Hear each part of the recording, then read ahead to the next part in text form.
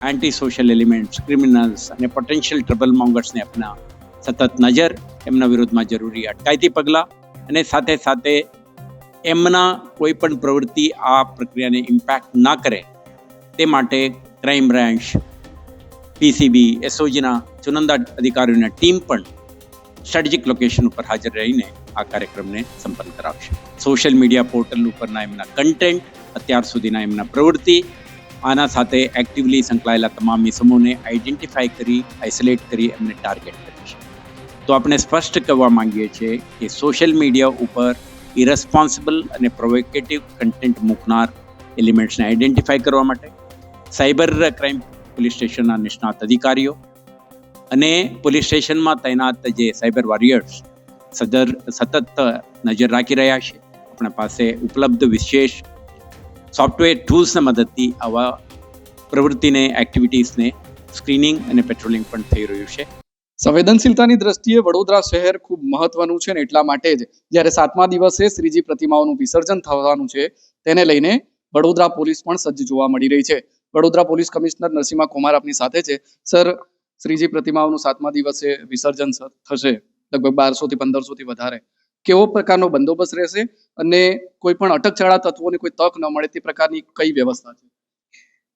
આવતીકાલથી શરૂ થનારા વિસર્જન પ્રક્રિયાને ધ્યાને રાખી શહેર પોલીસ દ્વારા સુરક્ષા વ્યવસ્થા અને સાથે સાથે બીએમસી અને અન્ય સંલગ્ન વિભાગો સાથે સંકલન કરી લોજિસ્ટિક્સ અને ઓપરેશન સપોર્ટ સિસ્ટમને ઇન પ્લેસ રાખવામાં આવેલ છે. તો આવતીકાલે જૂનીગઢી ગણેશ એક મહત્વનું ગણેશ છે જે આપણા ઓલ્ડ સિટી વિસ્તારમાંથી નીકળી નવલખીમાં વિસર્જન થનાર છે.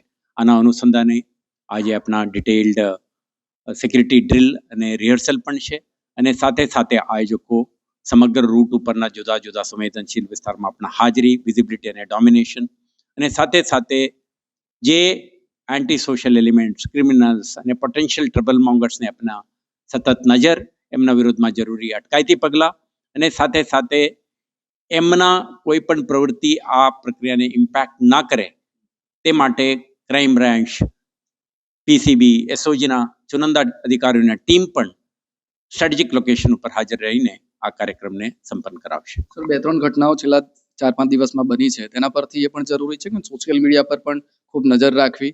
સાથે સાથે આ વિસર્જન દરમિયાન કઈ કઈ સ્થળોથી ચાંપતી નજર રાખવામાં આવશે પોલીસ દ્વારા, જેથી કરીને આવા તત્વો ફાવી ન શકે?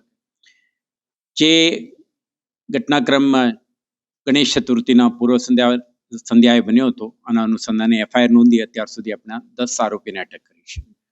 આ કેસની ઇન્વેસ્ટિગેશનના ભાગરૂપે જે ડિટેલમાં સોશિયલ મીડિયા પોર્ટલ ઉપરના એમના કન્ટેન્ટ, અત્યાર સુધીના એમના પ્રવૃત્તિ, આના સાથે એક્ટિવલી સંકળાયેલા તમામ ઇસમોને આઈડેન્ટિફાઈ કરી, આઇસોલેટ કરી એમને ટાર્ગેટ કરી છે.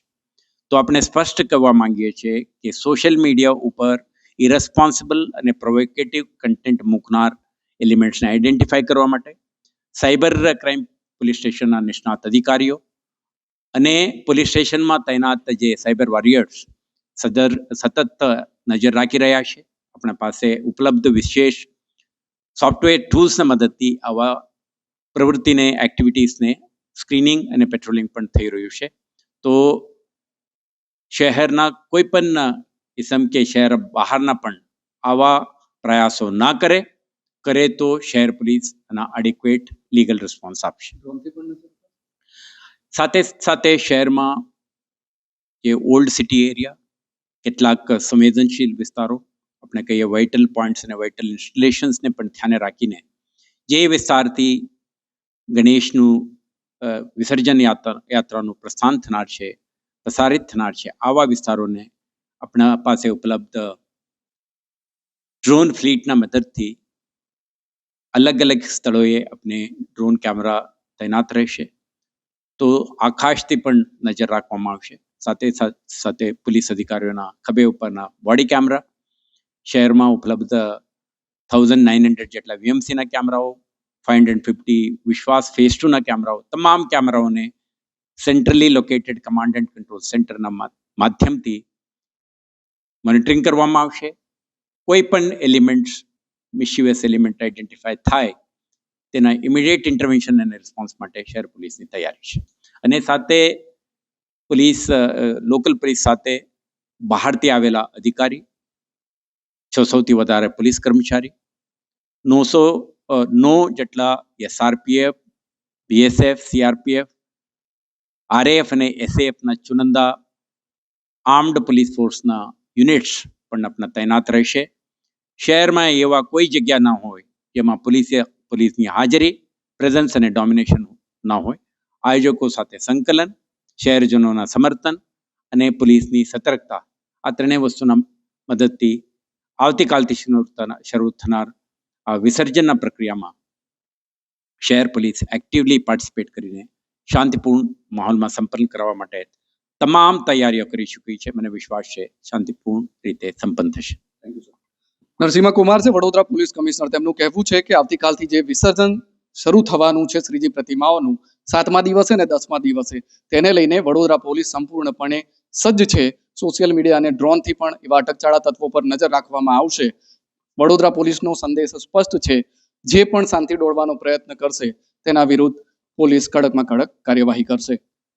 કેમેરામેન જિગ્નેશ સોલંકી સાથે અમિત ઠાકોર, TV 13 ગુજરાતી, વડોદરા.